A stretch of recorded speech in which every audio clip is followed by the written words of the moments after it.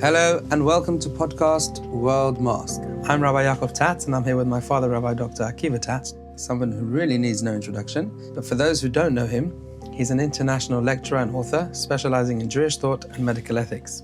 I'm a relationship coach and I love exploring how we can truly understand ourselves and others. We call this podcast Worldmask because life is really not what it seems on the surface. Real meaning is often hidden beneath an outer layer, and here we try to lift that mask and see what's really going on. Our conversations are open, practical, and designed to help you live more mindfully, resiliently, and with a deeper understanding of the world around you.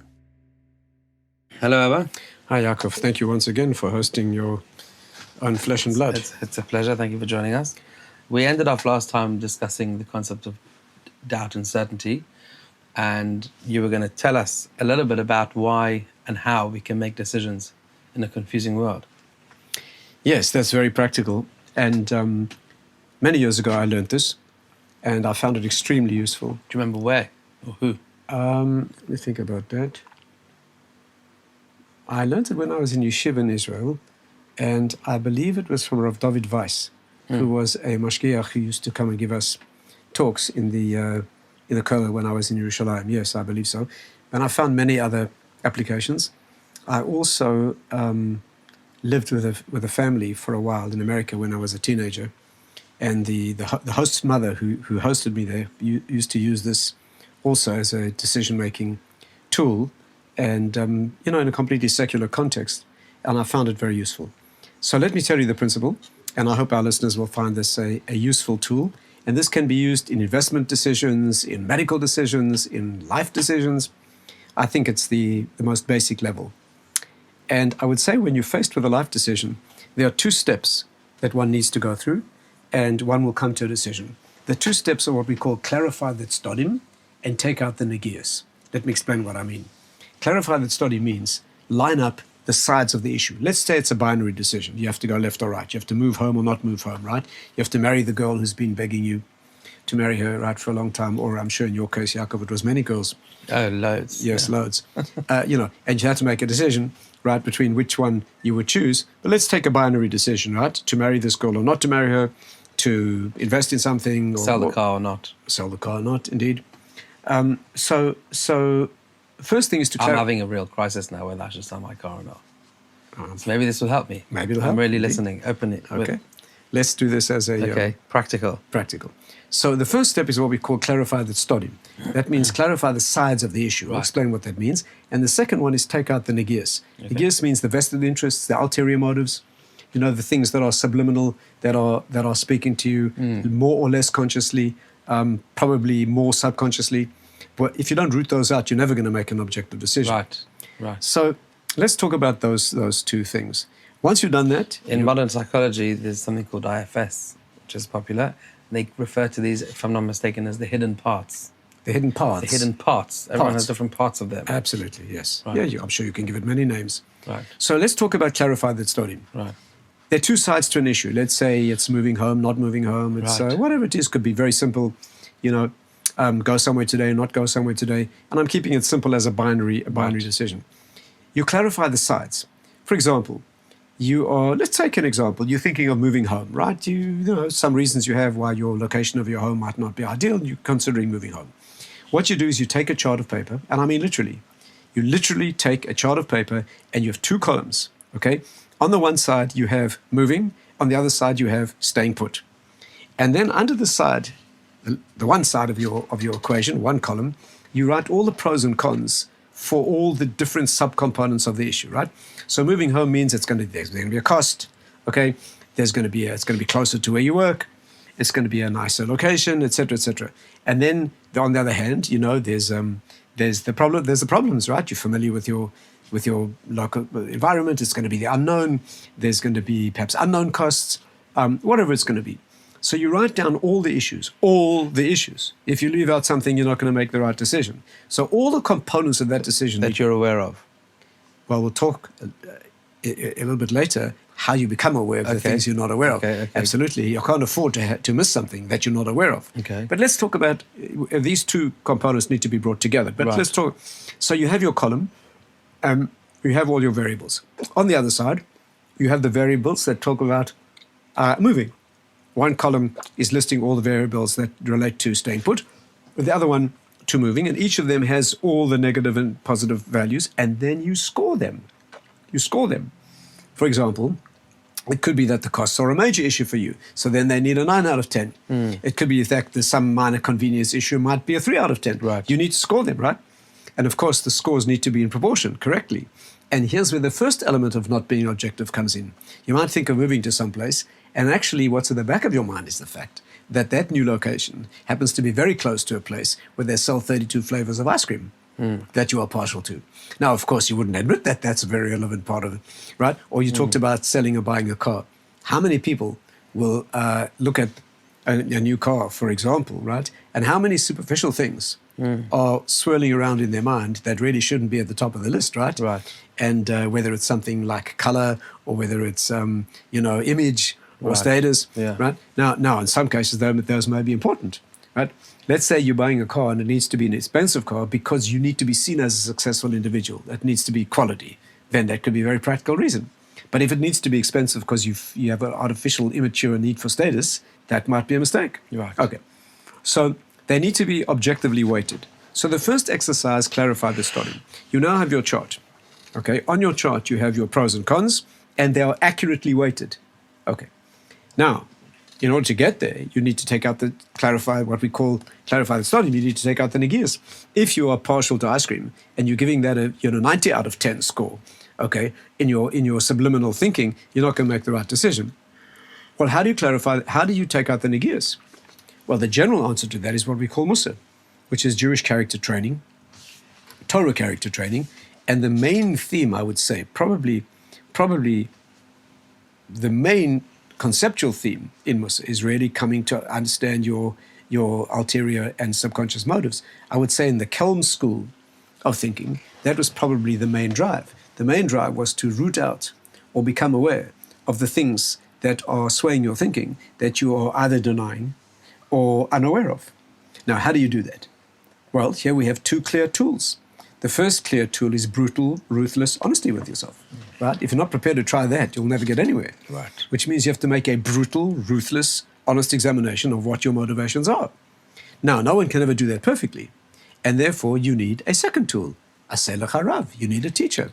You wouldn't study any serious discipline in the world without a master-disciple relationship. You'd never hope to become an accomplished musician at the highest level without a teacher, a very severe teacher. You would never hope to learn martial arts, right, to any serious level without somebody very seriously pushing you to your limits and teaching you how to do it and exposing your weaknesses. Why should it be any less true when it comes to your life decisions? And therefore, you need a Rebbe, a teacher, maybe a woman if you're a woman, maybe a man. It needs to be somebody mature, who knows you well, not afraid to tell you the truth about yourself, and can expose your weaknesses to you. In the old Torah world, people looked for teachers who were brutal. Brutal. People wanted rebbeim who were brutal. You know, if you're a martial arts student, you want a teacher who hits you in the ribs occasionally, right? That might save your life one day. Right. So you want a teacher who will expose you to your own weaknesses, who can perceive your ulterior motives, and it may be hard to admit, but you need to admit it. What do you do when you don't have a teacher? Or, more usually, everyone should have a spiritual teacher. Everybody should look up to somebody who's more accomplished than they are. Sometimes it may take a few teachers. Maybe you wouldn't find one that you're prepared to trust your life with spiritually. But you need to aspire to that. What happens when you don't have a teacher, or more usually, your teacher's not around, right? You have to make a decision whether to get out of bed on a cold morning, okay?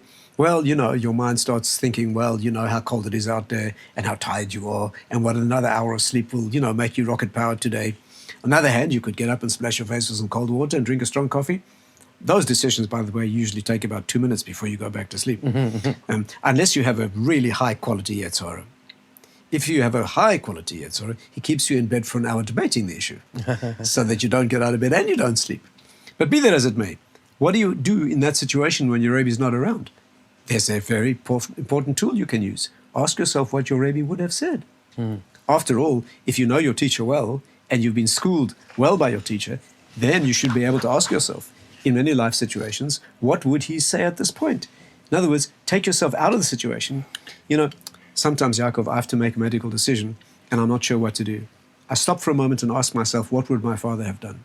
My father was a wonderful doctor, and I learned a major part of what it means to be a doctor. And you know him well enough exactly to have judgment. And his voice comes to me loud and clear. There are times in my Torah learning when I ask what should be done, and people who taught me Torah, either a Gemara teacher that I respected tremendously, or deeper aspects of Torah and life that I learned from Rav Moshe Shapiro, or what I learned from Rav Simcha Wasserman, for example, I can ask myself what they would have said. Now, with a person, people as great as that, you never know what angles they might have seen that you don't. But when it comes to many practical life decisions, I can hear their voice loud and clear. Your mother, bless her, likes to call this helicoptering. Helicopter take yourself out of the emotional turmoil of the situation and hover above it and look down on it. So to speak, looking from the vantage point of outside the situation. Your Rebbe's vantage point would be ideal, but it simply can be outside the situation. Sometimes people come to me and they say, Rabbi, I have a life decision and I don't know what to do. And then they tell me the problem and I say to them, I think you should do A or B. And they look at me blankly and they tell me the problem again. They just don't understand what I'm saying. They can't understand the clarity that I'm trying to give them. So I say to them, you know what? I'm going to be asking you a question. I would like you to advise me. You the advisor, you the rabbi, you the counselor, here's my problem. And I simply repeat to them the life problem they've just given to me. And the answer is immediate. They say, well, why don't you do A? Once they take themselves out of the situation, they're looking at it as somebody else's problem, right? And this is so clear. If I have to make a life and death medical decision, I'm quite able to make it objectively. If it's myself or my family, it gets very, very tense and very confusing. I have to control myself and catch myself and stand outside the situation. Even then, it's hard to know you. It's amazing that there's a Jewish law that a judge, who is the judge of judgment, a court case, if one of the parties does him a small favor, then he's not allowed to judge anymore. Excellent, right? Excellent. Even the smallest of favors is considered to sway his mind. By the way, that applies only in court matters. This does not apply in your judging of your own, whether your food's kosher. So you're saying, based on that, the human being is able to dissect and separate out the biases. You can certainly do it better or worse. Right. I'm not saying you can ever be completely, and I'm not sure you ever want to be completely. You want to have your own. By the way, your own emotions need to be factored into that chart as well. Right. If 32 flavors of ice cream are important to you, and they improve your quality of life, right? Or you have a real, genuine emotional problem or need that needs to be factored in too. I remember when I was 17 or 18 and I was just choosing which yeshiva to go to, and there's so many, and now there's even more. And I went to somebody and I said to him, I'm struggling because everyone I speak to has their specific yeshiva they want me to go to. So it seems like everyone has a bias. So he looked me in the eye and he said, there's only one kind of person in the world who doesn't have a bias at all. I said, really, who? He said, someone who doesn't care. Oh, that's nice. That's beautiful. Yeah, that's very beautiful. Profound. That's beautiful. But if you know where the bias is, then you can be okay. If you're asking people for advice like that, right? You ask the surgeon for advice, he'll say operate. You ask the internist for advice, he'll say take a medication. Right. They're both talking sense, right? But each one's, to a man with a hammer, you know what they say, everything's a nail, right? So now let's revise what we've said. Let's reverse the order. First, you take out the nagias, or you see where they are. You've seen clearly what the issues are, okay, and what your vastly inflated priorities are that shouldn't be that way. You've clarified them. Now you've made your chart on left and right sides, and you've weighted all the variables. So you have your left-hand side, move house, your right-hand side, don't move, with all the weighted variables. And then at that stage, you simply add the score. That's all you do. Add the numbers, you have a decision, okay? Now, you might think this is a little dry and artificial, but I must tell you, I mentioned a woman in America who taught me this. I remember at one point talking to her about getting married, and the woman in question happened to be your mum, and pretty happy you made that decision. I'm very, very glad you are, and me too. When it comes down to it, but when I made a chart, it was to use an expression off the charts, right? The clarity. So when you allow yourself to be unnecessarily confused sometimes, and all the variables are competing with each other. But once you line them up and you make that chart and you have your two sides, okay, and you're confident that you've taken out the important subconscious variables, or you've you've seen them, and you've weighted your things correctly, and you've taken all the things, all the variables, what it means to someone else. Will someone be upset with this move? Will someone be... And your emotional content when you're choosing a marriage partner. It isn't only the objective things about the person, it's also how you feel. The emotions are very important too. Even though you may be hard to quantify them or show why they're relevant in practical life matters, the emotions are very important too. They also It's so important. It's so important that specifically in dealing with people, because my experience is that very often when someone's going through something stressful or traumatic, then in their mind, whatever they're thinking about at that moment, that's all they see. Exactly. So you can be the cleverest person in the whole entire world, but until that, as you say, you lay the things out and you can see them all relative to each other, then because that's what happens. Someone has an anxiety about something, and that's literally the only thing that they can see, and that's why there are so many different forms of therapy and coaching. But ultimately, what they will have in common is that they'll try get the person to put the cards on the table so that they can have an objective view. Exactly. You know, one of my great sadnesses over the years in counseling people is so many people I see that are locked up in a paradigm that is just the wrong one. You know, for example, the usual one is they're locked into the cage of their own small existence. They just can't see that there's a whole world beyond them. You know, all they can think of their particular tension or their particular anxiety or their particular, you know, they're part of that. They're a cog in a massive machine, you know. Just opening up that cage, getting out there and helping other people, or seeing, you know, how small their problem is in relation to, in our world, putting it in proportion would change things so dramatically. Just the exercise of getting beyond themselves and giving to others, right, could change everything remarkably. Anyway, what we have discussed today is the subject that in a murky world, which goes back all the way to Adam and Chava, Adam and Eve, eating from the fruit of the tree of the knowledge of good and evil, which plunges us into a confusing world, there are nevertheless techniques that one can use. Torah study, attempt at brutal objectivity, consulting people who are more mature and objective than one is, hanging out with people like that. Once one learns to see through, and experience helps here as well, to see through some of the non-objective elements, then one does the exercise in the cold light of day, making a chart, writing on the variables, making sure you score them correctly, and sometimes the addition of the numbers can be extremely enlightening. Thank you. Okay, thank you very much. Thank you for listening. You've been listening to podcast Worldmask. We teach and share, but you make it real. Take whatever we spoke about today and give it life in your daily world. And if you'd like to hear more from Rabbi Dr. Akiva Tatz, you can find a wide range of his lectures and writings at akivatatz.com.